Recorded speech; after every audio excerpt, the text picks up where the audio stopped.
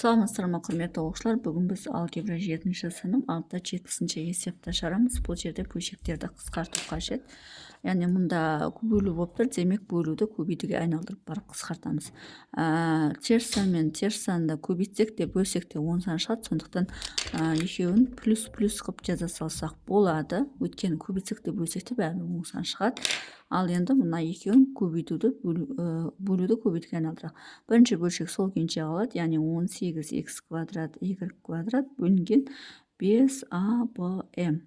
Енді мынаны көбейтуге айналдырамыз. Көбейтуге айналдырған кезде бөлшектің бөлімі алымына кетеді, алымы бөліміне кетеді. Яғни бөлшектің алымына 5a квадрат m-нің 4 дәрежесі болады, бөліміне 9xy куб болады. Тең. Енді осы жерден қысқартайық.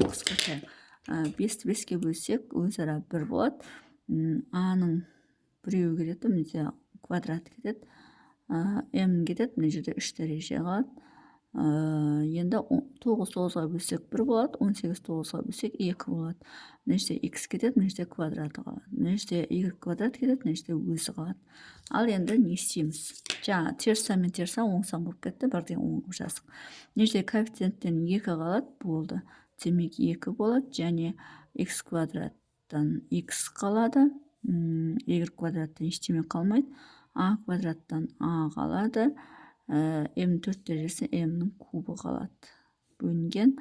Енді бөлшектің бөлімінде ешқандай коэффициент қалмайды, бізде қалады b қалады екен, сосын y қалады екен, y. Сонда 2 m куб ax бөлінген by. Міне сонда есептің жауабы 2m куб ax бөлінген by деп жазады екенбіз. Бұл бізде бірінші есептің шығарылуы. Енді екінші есепті шығарамыз. Екіншісі бізде 35m квадрат n бөлінген 7m куб бөлінген 24 тең. Мына сол күйінше қалады, яғни 35m квадрат n сол күйінше қалады. Көбейтуге айналады, көбейтуге айналады, екен орын ауысып кетеді, яғни 24 бөлінген 7m куб тең.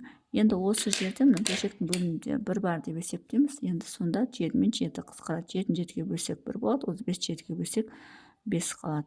m квадрат кетеді, m-нің өзі қалады. Сонда енді бізде алымында 5 және 24 бар, яғни 24-ті 5-ке көбейтеміз. Қанша болады бізде?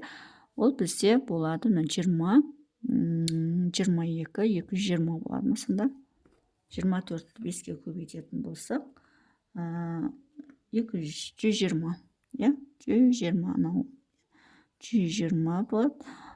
Так, m квадрат кетеді, n бар.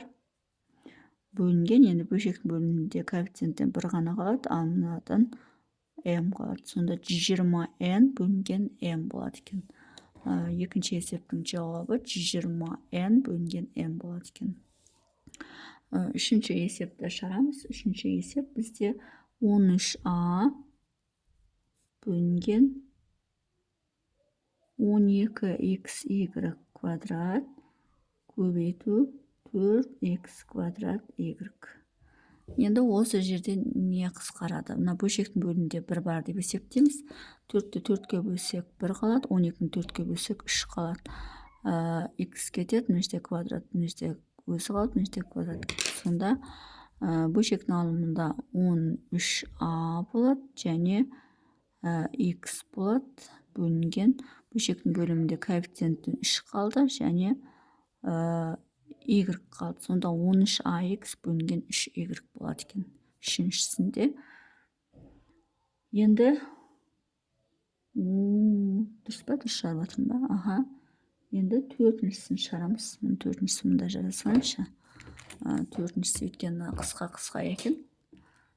Төртіншісі -18 p-ның кубы бөлінген 11 q-дің кубы бөлу 9p квадрат бөлінген 22 q-дің 4 дәрежесі тең.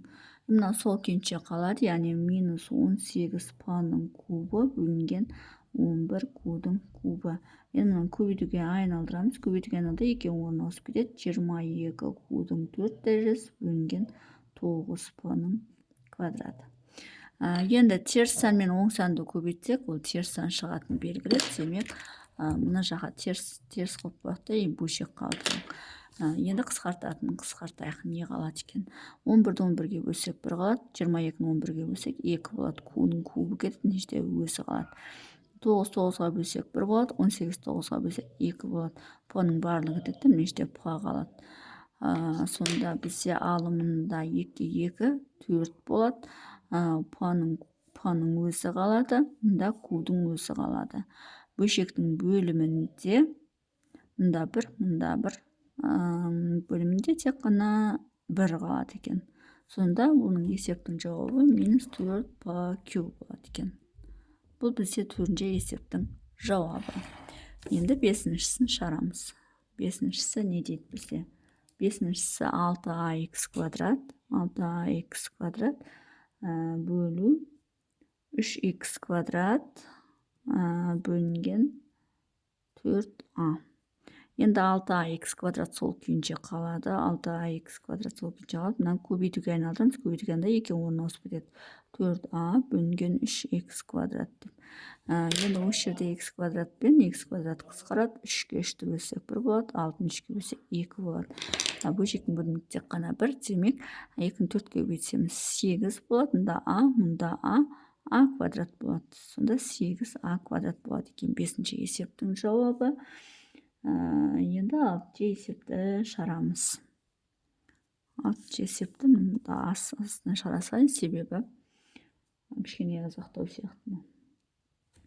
X квадрат, Y квадрат, X квадрат, Y квадрат бөлінген 11ab квадрат бөлу -4xy куб бөлінген 33ab тең.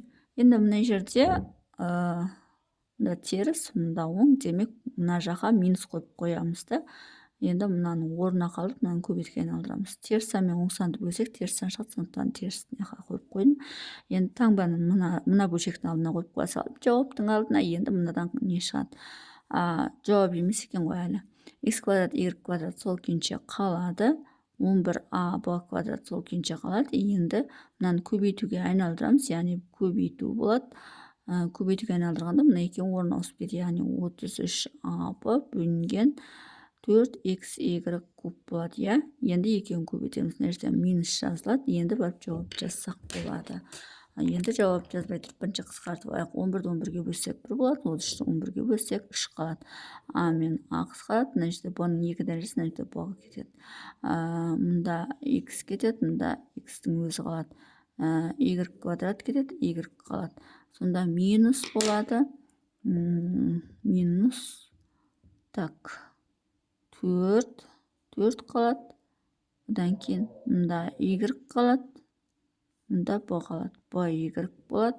Енді алымында 3 болады. X квадрат, y квадрат. X квадраттан x бар мұнда. Y квадраттан қалмайды, a-дан қалмайды, b-дан қалмайды. Сонда минус 3x бөлінген 4y болады екен. Несіншісі, бұл 6-шысы. Сонымен есептің шығар жолы осындай. Егер есептің шығар жолы түсінікті болса, лайк басып, комментарий жазып, каналыма тіркеліп кетсеңіздер болады.